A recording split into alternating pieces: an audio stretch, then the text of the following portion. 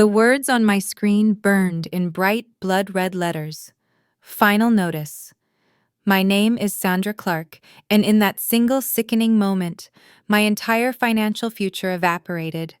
I was supposed to be the good daughter, the quiet, reliable paralegal in a town that worshipped my family. But my family, the beloved pillars of Maple Creek, had just used my name and my good credit to secure a $50,000 loan, and then they let it default. They sacrificed me to protect my golden boy brother and his secrets. They thought I would just cry and accept it. They didn't realize that the paralegal in me, the one who lives for the fine print, was about to become their worst nightmare. Like, share, comment, and subscribe to our channel. We always appreciate the time you spent here with us. The words burned in blood-red digital letters on my monitor. Final notice. Below them, the balance $50, $142.33. My stomach hollowed out a cold, sickening void. It wasn't the number that made me stop breathing. It was the word underneath it: default.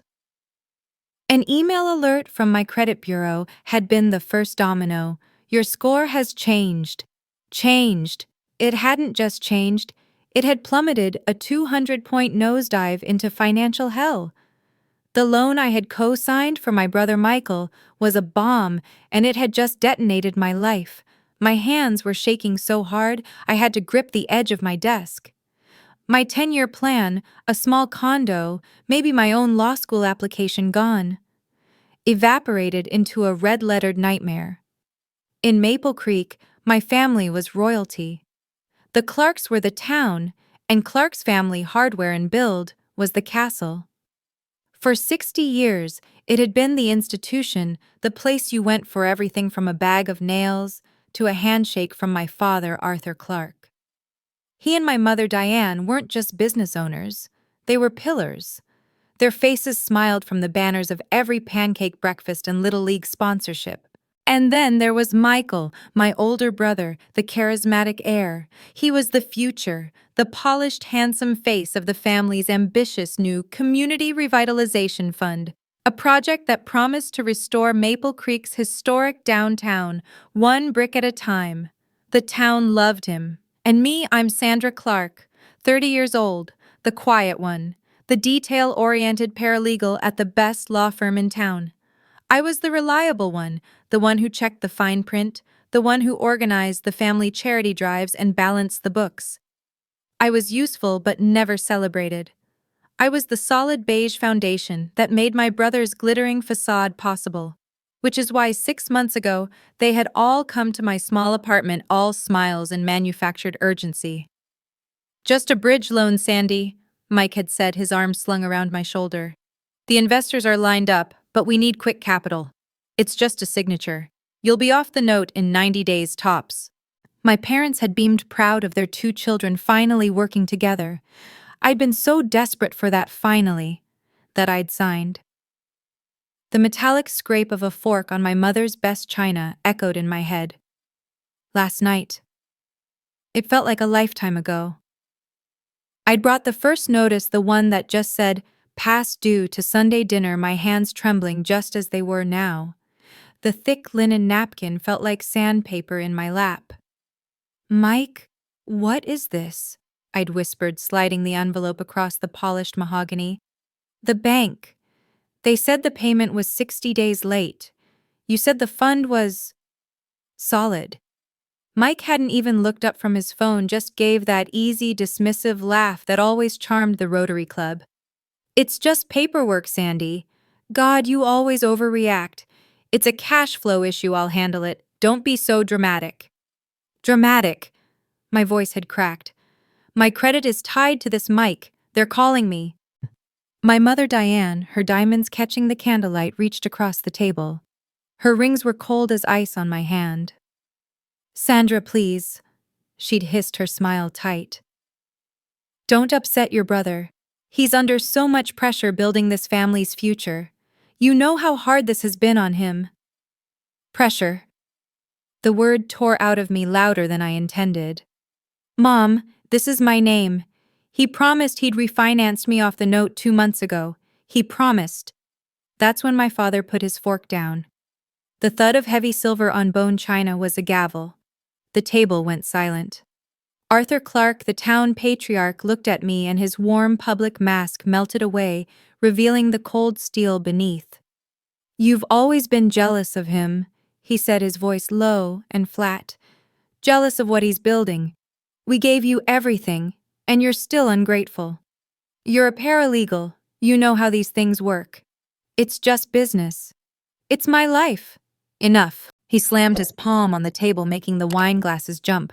"If you can't support this family, Sandra, you're not part of it." He'd stood then, the patriarch delivering his sentence. "Get out of my house. You're no daughter of mine." I had stumbled out blind with tears, the front door clicking shut behind me, now staring at the final notice. The tears were gone. The shock had frozen, then hardened, curdling into a cold, quiet rage. They hadn't just lied. They had used me. They knew. They must have known this was coming. They had looked me in the eye and pushed me off a financial cliff, all to protect Mike, to protect the precious family name. I wasn't just the scapegoat. I was the human shield. The last flickering ember of the good daughter in me went cold. The paralegal, the investigator, the part of me that lived for the fine print woke up. I closed the credit report. I closed the threatening email from the bank. My fingers, no longer shaking, flew across the keys, opening a new browser window, then another, pulling up the state's public records database. My breath was steady. My mind was sharp. The numbness had been replaced by a singular, chilling clarity. "Okay, Michael," I whispered to the empty, quiet room. "Let's see what the revitalization fund really is."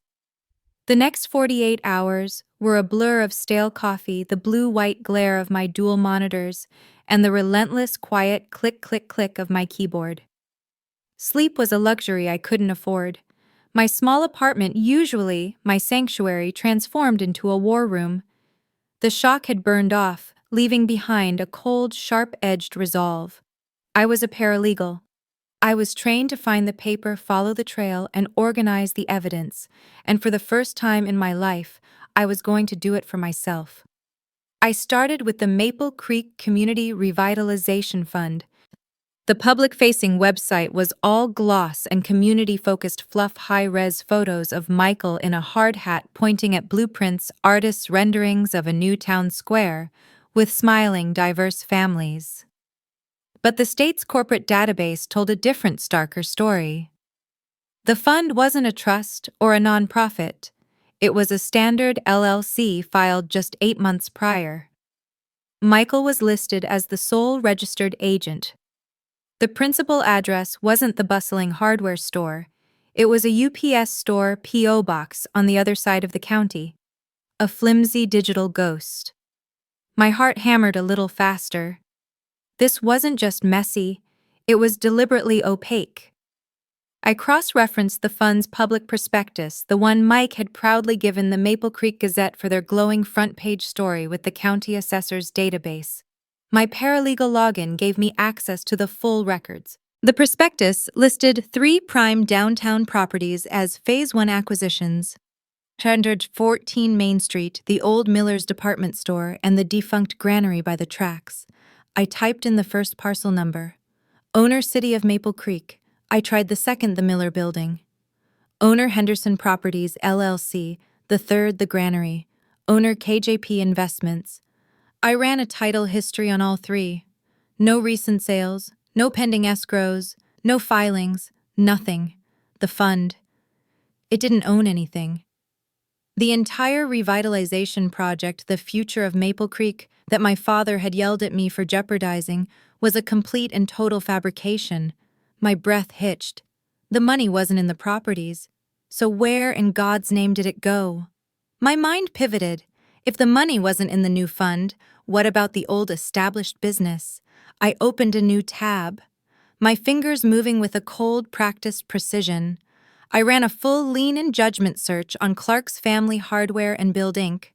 The screen refreshed, and I saw it. My stomach didn't just drop, it disintegrated. It wasn't my little $50,000 loan. It was a UCC-1 filing. A lien, a massive one. $750,000.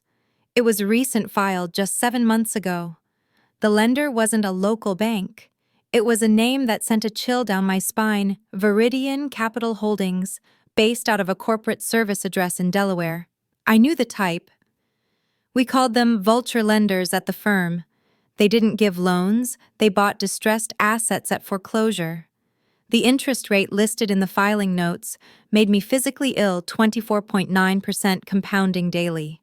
They hadn't just taken a loan. They had put the entire 60-year family legacy, the store, the land, everything on the chopping block. My hands were ice. I pulled up my digital calendar. The filing date for the Viridian loan, March 14th. I scrolled back through my emails, my text messages, my entire digital life. When had Mike and my parents come to my apartment for my signature? When had they smiled, patted my back and told me it was just a bridge loan for a temporary cash flow issue, March 17th? 3 days later. A choked, dry sound ripped from my throat. This wasn't a mistake. This wasn't a cash flow issue. This was a calculated, cold-blooded decision. They knew. They knew the store was drowning. They knew this predatory loan was a death warrant, and they still came to me. They still sat on my sofa, drank my coffee, and used my good credit to squeeze out one last drop of cash. They sacrificed me. The daughter in me, the one who had cried after my father's dismissal, didn't just die. She was murdered. The paralegal, the one who saw only the cold, hard evidence, was all that was left. They weren't my family. They were my first case. I scrolled back to the Viridian loan document. I read the signature pages, my eyes scanning the dense legal text. Arthur Clark, President. Diane Clark, Secretary. And then a third signature on an attached consultancy agreement, a name I'd never heard before. Alina Hayes, Acquisition Consultant. Why would a Delaware lender need a local consultant? It felt wrong, an extraneous piece of a puzzle I couldn't see. I copied the name. I pasted it into a search engine, wrapped in quotation marks to narrow the field. The first few results were nothing, a generic profile here, a social tag there. But the fifth result, it was a professional networking site for the hospitality industry. Alina Hayes. Title Senior VIP Host and Player Relations, Ocean View Palace Casino, Atlantic City. My blood went cold. This wasn't a loan for revitalization. It was a bailout. And my brother hadn't just been building Maple Creek. He'd been gambling it all away. The name Alina Hayes hung in the stale air of my apartment, a ghost from a world I didn't understand. Atlantic City, gambling. This wasn't just bad business, it was a sickness. My mind raced, connecting the dots with horrifying speed. If Michael was gambling away the store's massive predatory loan, what had he done with the fund's money? The Community Revitalization Fund. The one built not on a single signature from me, but on the small, hopeful investments from the entire town. A new, deeper kind of cold seeped into my bones. This wasn't just about my family's betrayal of me. It was about their betrayal of Maple Creek. The digital evidence I'd found was cold, hard, and sterile. It was a list of liens and LLCs. But I knew with a sudden sickening clarity that this wasn't just about paper. This was about people. I needed to see the human cost. I needed to look the victims in the eye. My mind, sorting through the town's faces, landed on one. Elena Petrov. Mrs. Petrov. She'd lived 3 streets over from my childhood home for my entire life in the same immaculate brick bungalow. Her husband Stan, a factory foreman, had passed away a decade ago, leaving her with that house, his modest pension, and a fierce, quiet pride. She'd given me warm oatmeal raisin cookies over her chain-link fence when I'd scraped my knee as a kid. And I remembered with a lurch that made my stomach turn running into her at the post office just 2 months back. She had been beaming, her face crinkled with joy. "Sandra, dear, so wonderful to see you," she'd chirped. I'm just so proud of your brother. I'm his very first investor. Such a good boy, that Michael. A real pillar like your father. I shut my laptop. The sun was just beginning to stain the gray dawn sky. I hadn't slept in 2 days, but I was vibrating with a sick electric energy. I grabbed my keys, splashed cold water on my face, and drove the silent streets to her neighborhood. Her rose bushes, even in the pale light, were perfect. I walked up the concrete path, each step heavier than the last, my stomach churning. What was I even going to say? Hi, Mrs. Petrov. I think my entire family is a criminal enterprise that just stole your life savings. I raised a trembling hand and knocked. She opened the door in a pink quilted housecoat, her white hair in neat rollers. Her kind smile, the one I'd known my whole life, faltered when she saw my face. Sandra, goodness, child, you look like you've seen a ghost. Come in, come in. Are you all right? Her house smelled of lemon polish and faint sweet pipe tobacco, a smell I'd always associated with Stan. It was tiny, but every surface gleamed. She sat me at her small kitchen table, the one with the vinyl tablecloth patterned with cherries. Is something wrong, dear? She asked, her eyes full of concern. Is it your father? Is he ill? My throat felt like it was full of gravel. Mrs. Petrov, I started, my voice hoarse. I'm here about the revitalization fund. Her face instantly lit up, erasing the worry. Oh, yes, Michael's fund. Isn't it just wonderful? He's doing so much for this town, and the returns. He's making me a wonderful return, dear. 10%. Can you imagine, the bank only offered me one? He even sends me a statement every single month. She bustled over to a dark wood sideboard, a proud wedding gift from decades ago, and pulled out a tidy file. She handed me a sheaf of papers. They were beautiful. Thick, glossy cardstock printed in full color with the Clark's Family Hardware logo and a new Community Revitalization Fund seal. They showed her principal, her accrued interest, her projected earnings. They looked utterly, completely professional. And I knew with a certainty that felt like swallowing acid, they were all lies. How much did you invest, Mrs. Petrov? I whispered. She beamed, a pure, trusting smile. My nest egg, dear, $75,000. It was everything Stan left me. I was just going to put it in a CD at the bank, just let it sit, but... She sat back down, her small wrinkled hands clasping on the cherry-patterned vinyl. Her eyes were bright, full of that small-town faith I used to believe in. Your father, she said, her voice dropping to a confidential, reverent tone. Arthur, he came here himself, with Michael, sat right where you are sitting. She reached out and patted my hand, her skin like warm, dry paper. He held my hand, Sandra, right here in my own kitchen. He said, we are Community Elena. This isn't some big city investment. This is family. We take care of our own. A cold black wave of nausea crested inside me, and I barely kept from gagging. We take care of our own. My father's words. They hadn't just committed fraud. They had weaponized trust. They had taken that core American value, the bedrock of Maple Creek community, the sacred promise of neighbor, looking out for neighbor, and they had twisted it. They'd used it as a weapon to pry open the life savings of a trusting elderly widow. This was a new, monstrous dimension of betrayal. The $50,000 they'd stolen from me, my ruined credit. It felt like a paper cut compared to this. This was a violation. My mission in that instant changed. This wasn't about me anymore. This wasn't about revenge or my 50 grand. This was about justice. It was about saving Mrs. Petrov. It was about saving my town from my family. My voice when I spoke was no longer trembling.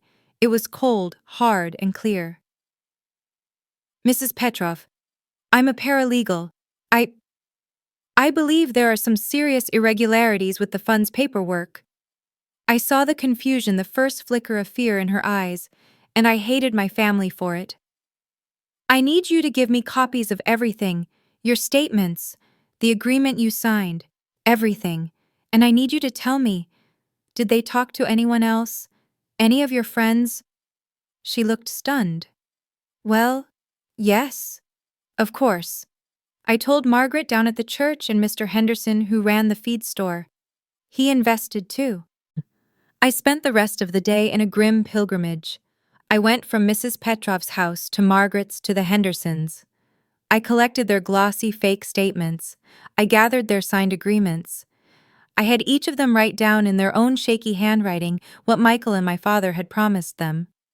I was building a case file. I was creating affidavits.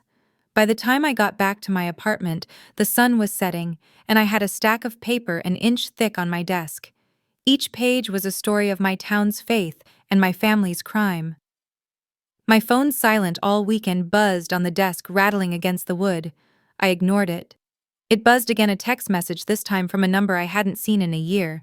"Sandy, it's David. Pick up, I'm working on a story.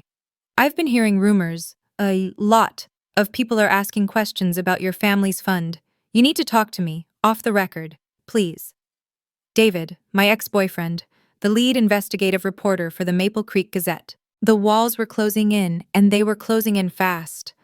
David's text was a lifeline and a liability. He was the best reporter the Gazette had, which meant he was tenacious, and he smelled blood in the water. The H-spot. 10 mins. Just coffee. I won't run anything without your side. The H-spot was the Highway Spot Diner, the town's neutral ground. My thumbs hovered over the screen. Talking to him was a risk. But not talking to him was also a risk. If he ran a story based only on rumors, he could spook my family before I had all the pieces. I needed to control the narrative. I needed to see what he knew. "Okay. 10 minutes, I replied. I grabbed my purse, the stack of affidavits from Mrs. Petrov and the others burning a hole in my bag. The bell on the diner door gave a cheerful, tinny jingle as I walked in, a sound completely at odds with the concrete block that had settled in my stomach. The air was thick with the smell of old coffee and frying onions. I scanned the red vinyl booths. I didn't see David's familiar rumpled form. I scanned again, my eyes moving toward the back, past the counter where old man Hemlock nursed his morning paper. And then I saw them. My heart didn't just stop, it seized. In the deep-shadowed back booth, the one usually reserved for truckers or cops, sat my entire family: Arthur, Diane, and Michael. No David, just them. Their heads swiveled in unison as the bell jingled. Their faces were a curated tableau of concern. It was a trap. The text, the meeting, it was all a lie. My blood ran cold, turning to slush in my veins. This wasn't an interview. It was an ambush. For a second, the old instinct flea screamed at me. But then I thought of Mrs. Petrov's trembling hands. I thought of the $750,000 lien that was about to murder the family legacy anyway. I slid my purse strap higher on my shoulder, took a deep breath, and walked toward them. My footsteps felt loud on the linoleum floor. I slid into the booth opposite them, the vinyl cracking in protest. The silence was thick, heavy like a wet blanket. My mother broke it first, her voice a syrupy practice performance of maternal worry. "Sandra, sweetheart, thank God." She reached across the table, her manicured fingers brushing my arm. I pulled it back. "You look so tired, baby. You're not sleeping. You're just stressed. This is all. It's just a simple misunderstanding. Please come home. We can fix this." I looked at her, really looked at her. Her eyes weren't worried. They were calculating, searching my face for weakness. "It's not a misunderstanding, Mom," I said, my voice low. "Look, Sandy." Mike jumped in, leaning forward with that $1,000,000 smile that had always worked on me, on everyone. It looked grotesque now, a painted grimace. "Okay, so I borrowed from Peter to pay Paul. Big deal. It's a cash flow problem, that's all this is." He spread his hands, the picture of earnest, beleaguered charm. "I am this close." He pinched his fingers together to landing a huge deal, a real one. "It's going to make everyone whole, I swear. You just have to trust me. You have to stop this." He gestured vaguely at my purse, at me. "Trust you." The words were out before I could stop them. "Trust you like I trusted you with my credit? That's enough." My father's voice boomed, making the salt shaker rattle. He didn't shout, but his voice was a low-frequency rumble that had always made me shrink. Not this time. "You are going to destroy this family's name," he hissed, leaning across the table. "A name that has meant something in this town for 60 years over a misunderstanding, after everything we have done for you, after the life we gave you." The old Sandra, the good daughter, would have dissolved. She would have apologized, wept, taken the blame just to make the yelling stop. But the old Sandra was gone. She'd been buried under a mountain of lies, under a $50,000 default notice and the trusting, terrified eyes of an old woman. The new Sandra was quiet. She was cold. And she was armed with facts. I held my father's furious gaze. I didn't flinch. Then I turned my head slowly and looked at my brother. "How much, Mike?" I asked, my voice cutting cleanly through the diner's bustle. He blinked. "What? How much did you lose?" I kept my voice flat, a paralegal's monotone. "How much did you and Alina Hayes lose in Atlantic City?" It was like I'd pulled a pin on a grenade. The color drained from Michael's face. He went white, then a sickly, blotchy gray. He started to stammer a wet, pathetic sound.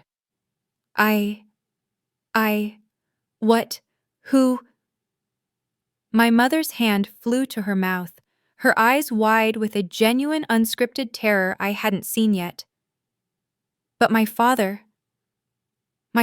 exploded.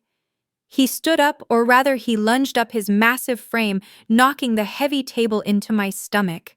Coffee cups crashed to the floor. "You!" he roared, and this time it was a roar. The entire diner went silent, forks stopped halfway to mouths. "You keep your mouth shut." He pointed a thick, trembling finger at my face. "You hear me? You are a clerk. You will not bring this on us. If you do, I swear to God, Sandra, you will have nothing in this town. We will erase you. You'll be a pariah. You'll be nothing." The whole diner was staring. Mrs. Henderson from the bakery, 2 volunteer firemen in the next booth, all of them watching the town's first family implode. I looked at my father, his face purple, his eyes bulging. This was the man who smiled from the Little League banners. This was the pillar of the community. I pushed the table back, my legs shaking, but holding, and slid out of the booth. I stood up, my purse clutched in my hand like a shield. I looked at my father, at his rage, at my brother's terrified, guilty face, at my mother's silent tears. "I'm not the one who brought this, Dad," I said, my voice shaking but clear. "You are." I turned and walked out. I didn't run. I walked my back straight through the sea of staring, whispering faces, past the counter and out the door. The jingle of the bell was the sound of a closing cell. The cold morning air hit my face and I gasped, leaning against the diner's brick wall, my lungs burning. My phone buzzed in my hand, a sharp, violent vibration. I looked down. A text from an unknown number. "They know you're digging. They're shredding documents at the store now." The text message wasn't just a tip. It was a choice. The bookkeeper, Sarah, was choosing a side. I didn't go to the hardware store. That would have been a suicide mission. I gripped my phone, the stack of affidavits from Mrs. Petrov and the others in my bag, and I drove. I didn't go home. I went straight to the large, oak-covered house of my boss, Mr. Harrison, the senior partner at my firm, and a man whose integrity in Maple Creek was absolute. I sat him down in his study at 10 a.m. on a Monday, my hands shaking as I laid out the fake statements, the predatory loan, the name Alina Hayes, and finally the text message. "They're shredding it," I whispered, my voice raw. "He's shredding it all." Mr. Harrison, a man I'd only ever seen as calm and measured, went pale, then a deep, mottled red. He didn't just see a family dispute. He saw his town, his clients, his neighbors being fleeced. He picked up his phone, but he didn't call the local police chief who played golf with my father every Thursday.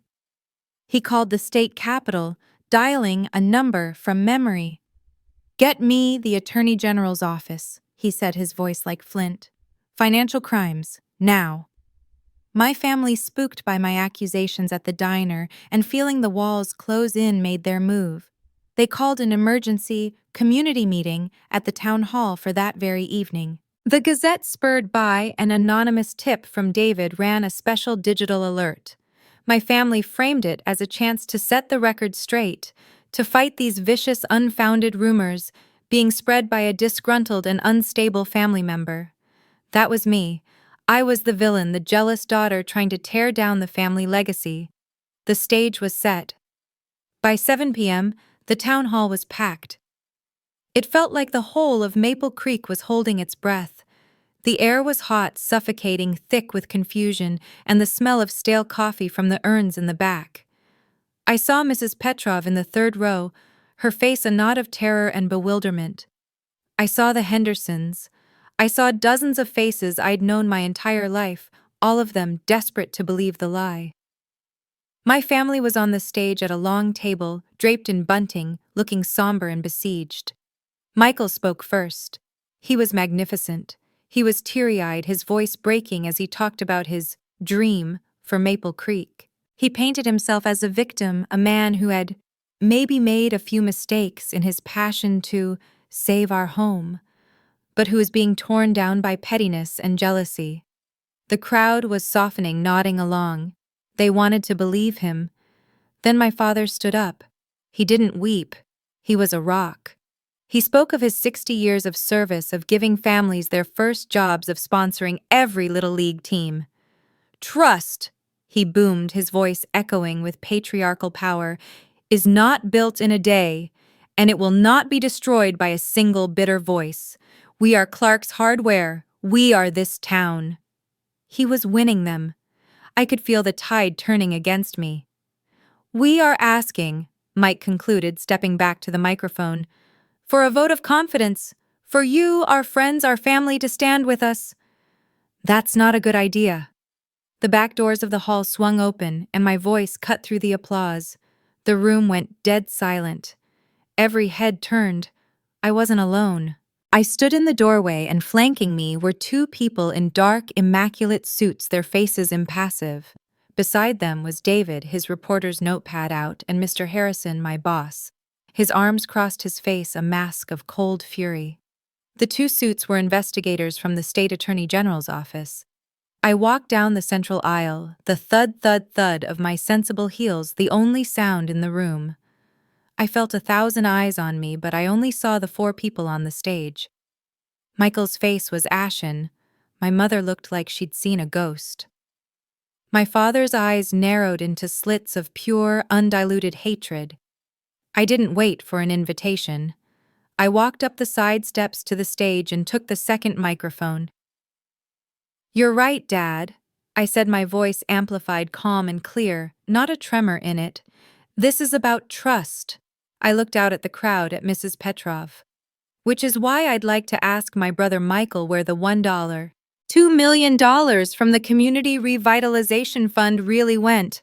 "This is not the time," my father roared. One of the investigators in the suit held up a hand. "Sir, I suggest you let her speak." "We didn't even need the shredded documents," I continued as the second investigator set up a laptop and a projector. The large screen behind my family's heads, the one they'd meant to show their revitalization renderings on, flickered to life. "Because your bookkeeper Sarah kept a second set of books, the real ones. She gave them to the Attorney General's office this afternoon." The screen lit up. The first image was a wire transfer confirmation. "Exhibit A," I said, as if I were in a deposition. "A $250,000 transfer from the Revitalization Fund to a VIP host account at the Ocean View Palace Casino in Atlantic City. Host name, Alina Hayes." Michael made a small strangled sound. The next slide, another transfer, and another. Then the loan agreement from Viridian Capital. "Here's the $750,000 predatory loan my parents took out on the store, the one they used to cover the initial gambling losses. And here," I clicked, "is my signature on a $50,000 loan dated 3 days later. They were already bankrupt. They knew it. and they used me to get one last hit. The crowd was silent, a vast, stunned graveyard. I clicked again, the glossy fake statements for Mrs. Petrov, and beside it, the real ledger from Sarah's thumb drive, a simple, brutal Excel sheet showing her $75,000 investment listed under miscellaneous revenue and a corresponding wire out to a casino marker 2 days later. Thieves! The shriek came from the third row. Mrs. Petrov was on her feet, her small body shaking, her finger pointing at my father. "You held my hand, you thieves." The room exploded. It wasn't just shock anymore. It was rage. Shouts of shame and criminals erupted. My father, his face a purple mask, let out a primal roar and lunged not at me, but at the projector as if he could smash the truth with his bare hands. He never made it. The first investigator stepped calmly in his path, blocking him like a brick wall. "Mr. Clark, I'd advise you to sit down." Michael wasn't charismatic anymore. He had slumped in his chair, his head in his hands, openly and pathetically weeping. My mother was frozen, staring at the screen, her face a blank, empty mask of absolute horror, her public life evaporating before her eyes. The investigators were quietly speaking to my father, who was hyperventilating.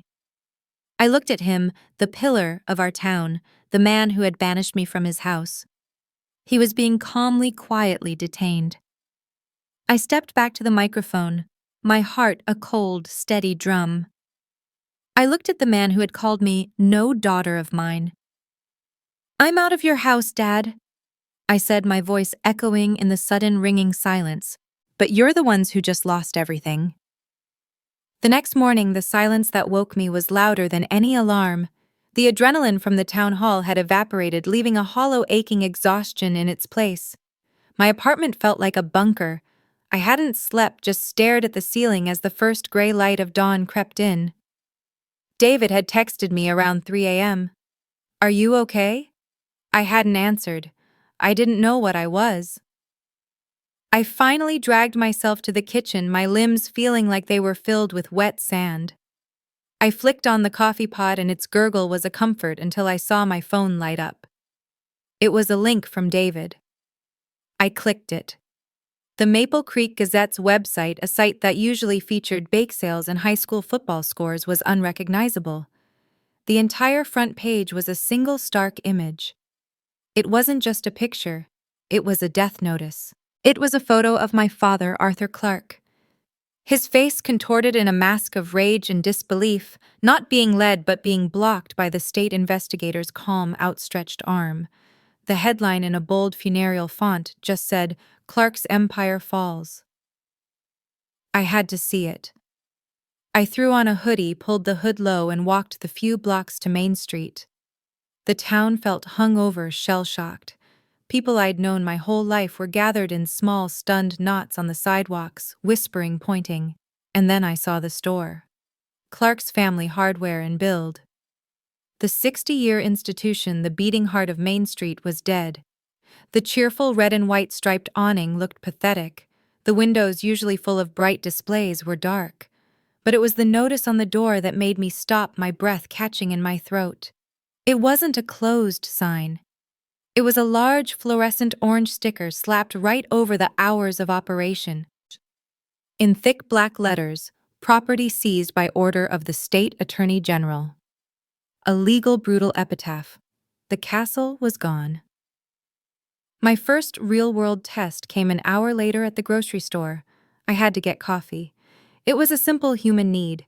But the moment I walked in, the automatic doors hissing open, I felt it. The store's usual bustling soundtrack of carts and chatter died. People stopped. They stared.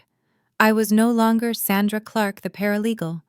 I was a biblical figure, a walking scandal. Mrs. Henderson's daughter, who usually bagged my groceries with a smile, just stared at me, her mouth half open.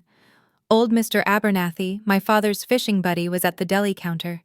He saw me, his face hardened into a mask of pure contempt, and he deliberately turned his back. The whispers started a low, sibilant rustle. Her own family. Disgusting. All that money, she just wanted to burn them down. I was a pariah, a matricide. But then, as I was grabbing a bag of coffee, a hand touched my arm. It was Mrs. Petrov's son, a man my age I barely knew. His eyes were red, but he looked at me with a raw, desperate gratitude. We, thank you. He choked out, his voice thick. My mom. You saved her. He squeezed my arm, then hurried away. I stood in the aisle, a pariah to some, a hero to others, feeling utterly, terrifyingly alone. I was making that coffee when the knock came. Not a loud, angry knock. A soft, hesitant brushing sound. I looked through the peephole. My heart cracked. It was my mother. She looked 10 years older than she had on stage last night. Her hair wasn't done. Her makeup was gone. She was just a woman standing in a hallway in a rumpled cardigan, looking small and lost and ancient. She looked like a ghost. I opened the door. She didn't push her way in. She just stood there, her hands twisting the hem of her sweater. He was always your father's favorite, she whispered. Her voice was thin, reedy, like a dry leaf. Michael, he could do no wrong. Your father, he just wanted him to win so badly. She wasn't angry. She wasn't yelling. That somehow was worse. She was just empty. I just wanted peace, Sandra, she said, finally looking at me. Her eyes were vacant. I just wanted my family, all in one place, at dinner. Is that so wrong? She waited as if I had an answer, as if I was the one who was supposed to apologize.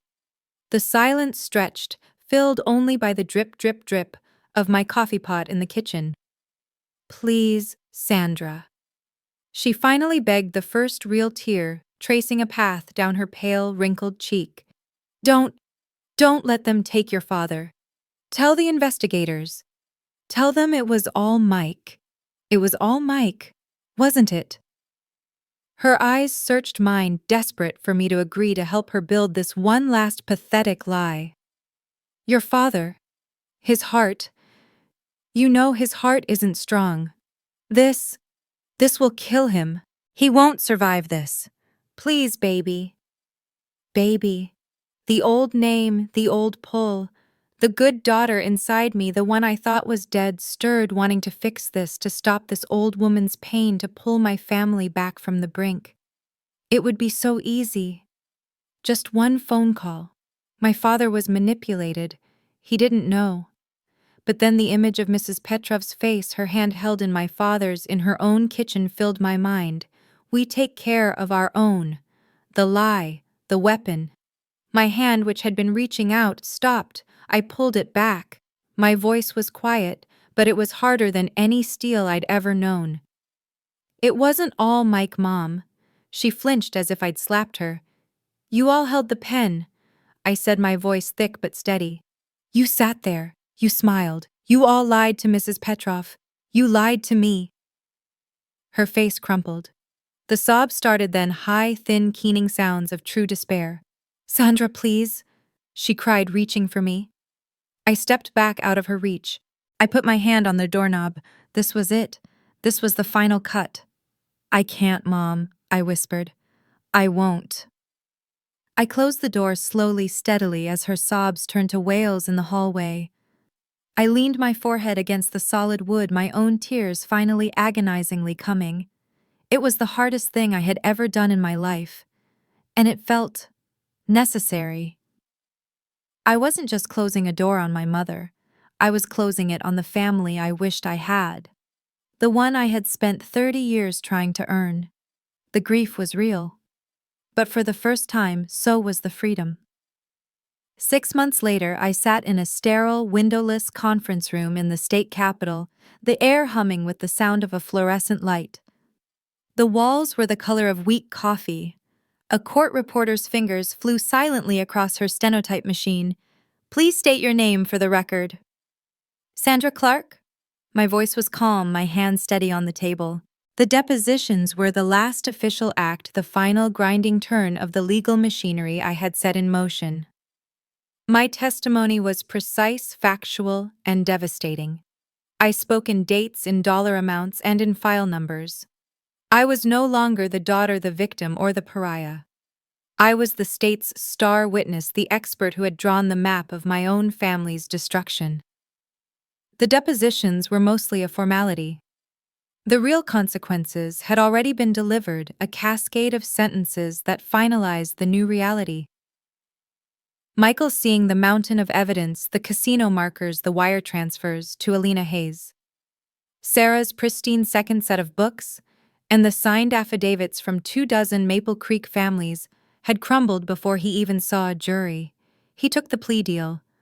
Aggravated fraud, wire fraud, conspiracy. He was gone a number in a medium-security federal prison upstate, 5 to 7 years with restitution. My father was a different, sadder story. His heart, the one my mother had tried to use as a shield, had indeed failed him. A mild but serious heart attack, 2 days after the town hall, right in the county holding cell. He was charged, of course. The state had been relentless on that point. But he was also a frail, broken old man. Pending his final sentencing, he was under full medical house arrest, a GPS monitor strapped to his ankle. David, who had seen him at a preliminary hearing, said he was unrecognizable, a shuffling gray ghost who stared at the floor. He had nowhere to fly, no one to charm. He was a prisoner in the small, rented condo he now lived in, the one thing my mother's quick sale of their house had afforded. My mother. She was the collateral damage of her own willful blindness. The Attorney General's office hadn't charged her. They saw her as a passive, enabling spouse, not an active conspirator in the fraud. But Maple Creek's brand of justice had been swifter and, in its own way, crueler. She was a social ghost. The friends she'd had for 40 years, the ones she'd hosted for bridge and charity luncheons, now crossed the street to avoid her. Her name was quietly, permanently removed from the rosters of the Garden Club, the Historical Society, and the Church Auxiliary. She lived in that small garden-level apartment in the next town over, and I'd heard from a former co-worker that she'd taken a job at a greasy spoon diner, wiping down Formica tables and pouring coffee, her diamonds and pearls long since sold, to help pay the first wave of legal fees. The image sent a sharp, painful pang through me, but it was like a phantom limb. The part of me it was supposed to hurt had already been amputated. The legal system, in its slow, methodical way, had also rebuilt my foundation. The $50,000 default, the bomb that had started it all, was formally discharged. A judge had signed the order absolving me of the debt as a co-victim of the fraud scheme. And my credit was back scrubbed clean. Mr. Harrison, my boss, had been true to his word. The day after the town hall, he had called me into his office, closed the door, and offered me a promotion. I was now lead investigator for the firm. My salary doubled, and he was personally paying for me to complete my full certification as a forensic accountant. "You've already passed the final exam, Sandra," he'd said with a rare, dry smile. My life found a new rhythm. My small apartment felt like a home again. My relationship with David was steady, real, built, not on the giddy highs of our past, but on the shared, sober ground of the present. It was quiet, it was honest. And the town, Maple Creek, was healing. The community my family had preyed upon showed a resilience that my father, with all his cynical community speeches, had never truly understood. The Community Revitalization Fund was no longer a dirty word. Led by a new, transparent nonprofit board, a board that included Mrs. Petrov's son, Mr. Harrison, and the fiery pastor from the Methodist Church, they had started a new fund. This one was real. Its books were open, posted online for anyone to see. Its mission was simple: help the victims, starting with the elderly, and then slowly actually begin the work of revitalizing Main Street. They held bake sales, a Maple Creek Rebuilds 5K, and a silent auction in the high school gym. It was the America my family had always pretended to champion: real people, real work, no shortcuts. They held their first public meeting last Tuesday. I went sitting in the back row just to watch. the gymnasium bleachers were packed not with the anger of that night, but with a cautious, determined optimism. At the end of the meeting, after they'd detailed their first successful clawback of funds from the casino, Mr. Harrison took the microphone. "This fund," he announced, his voice booming, "was started because one of our own had the courage to tell the truth at great personal cost." He looked directly at me in the back row. The gym went quiet. "Her skill uncovered the crime, and her integrity is what will help us rebuild. The board has unanimously voted to ask Sandra Clark to join us as our treasurer." Every head in the gym turned. My heart hammered. This was it. I wasn't Arthur's girl, the pariah in the grocery store. I was Sandra. I stood my legs steady and walked down the bleachers across the polished floor and took the microphone. My voice was clear and strong. "Yes," I said. "I accept." The applause that followed wasn't for a Clark. It was for me. It was my symbolic yes to my new community, my found family. I was here to stay. 1 year later, almost to the day, my lungs burned. But this time it was a clean, sharp welcome burn from the steep incline of the Overlook Trail. The air was crisp, tasting of pine and damp earth. Below us, the town of Maple Creek was a patchwork of autumn color, peaceful and contained from this height. David, his hand warm and steady in mine, pointed with his chin. "They're almost done," he said. I followed his gaze. There at the heart of Main Street was the skeleton of the old hardware store, but it wasn't a skeleton of death. It was one of rebirth. The orange "seized" sticker was long gone, replaced by scaffolding and the framework of new wide windows. Bright, hopeful banners flapped in the breeze. "Future home of the Maple Creek Community Center and Library." The town with the Victims Fund I now helped manage had bought the building back from the state for pennies on the dollar. A place built on lies was being rebuilt quite literally as a house of truth. It was a good, solid, real kind of progress. David passed me the water bottle, and as I reached into the side pocket of my backpack to put my phone away, my fingers brushed against it. The letter. It had arrived last week, a single thin envelope with a shaky, unfamiliar scrawl. A return address from the State Corrections Medical Facility. It was the first and only time I'd heard from him. I'd waited a full day to open it, sitting in my own quiet apartment, my new forensic accounting certification framed and hanging on the wall. I'd half expected a plea for help, or maybe in some deep, unlit corner of my heart, a word of apology. A single, "I'm sorry." The old Sandra, the one who had craved his approval, had held her breath for that. The letter was one page written in a spidery, furious hand. It wasn't an apology. It wasn't a request. It was an indictment. It was a single, spiteful, rambling page about how I, his serpent daughter, had murdered the Clark family name, how I had put a nail in my own mother's coffin and killed him, his legacy, and everything he had ever built, all for jealous, petty revenge. There was not one word of remorse, not one mention of Mrs. Petrov or the Hendersons or the $1.2 million or the casino. Only his own vast bottomless well of narcissistic rage. He was a victim. I was the monster. I pulled the letter out now, the cheap paper crinkling in the mountain air. David saw it, and his easy smile faded. His eyes filled with a quiet concern. "You brought that?" he asked, his voice gentle. "What are you going to do with it?" He meant, are you going to burn it? Are you going to rip it to shreds and scatter it over the valley? The old Sandra, the one from the diner, the one who had wept as she closed the door on her mother, would have.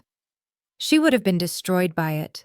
She would have seen it as proof that she was the monster, that her quest for justice was just a fig leaf for patricide. She would have been broken all over again by his absolute refusal to see the truth. But I wasn't her. I looked at the angry, looping script and I felt nothing. Not anger, not sorrow, not even the phantom ache of that old, desperate love, just a profound, quiet stillness. The words on the page were just words. They were the desperate dying rattle of a man who had lost his power and had only one weapon left, a poison pen. And I realized, finally, immune. I thought of Mrs. Petroff, who was now living with her son, her finances and her dignity slowly being restored by the fund. I thought of Sarah, the bookkeeper, who was now my lead investigator at the firm, her meticulous, honest nature finally celebrated. I thought of my apartment, a place of peace bought and paid for by my name, a name that now meant integrity, not just community. I had my resilience. I had my newfound family. I had my freedom. Sandra, David asked again, searching my face. I looked up from the letter at his kind, patient eyes and I smiled, a real tired but genuine smile. I folded the letter neatly, deliberately, crease upon crease, until it was a small, thick square. I didn't burn it. I didn't cry. I didn't need to. I pushed it deep into the bottom of my backpack, down among the trail mix and the first aid kit, just another piece of paper. "It's just paper, David," I said. I echoed my brother's old dismissive words, but I'd finally given them a new, true, and empowered meaning. The ink was just ink. The spite was just spite. It was his, not mine. "It's just paper. It can't hurt me anymore." He watched me for a long second, the understanding dawning in his eyes, and then he smiled too. The final lingering ghost had been put to rest, not with a bang, but with a simple, quiet fold. I zipped the backpack, the sound decisive in the clear, cold air. I took a deep, clean breath, my lungs filling with the smell of pine and the promise of the miles ahead. I held out my hand. He took it, and together we turned from the overlook and continued our hike, walking up the trail into the bright, unfiltered sunlight. And so, with that final, quiet realization, Sandra closed a chapter of her life defined by others and began one on her own terms. What did you think of Sandra's path from betrayal to empowerment? Let us know your thoughts in the comments below. We truly read every single one. Be sure to subscribe for more stories like this. Thank you for listening. This has been a story from Radiance. We'll see you next time.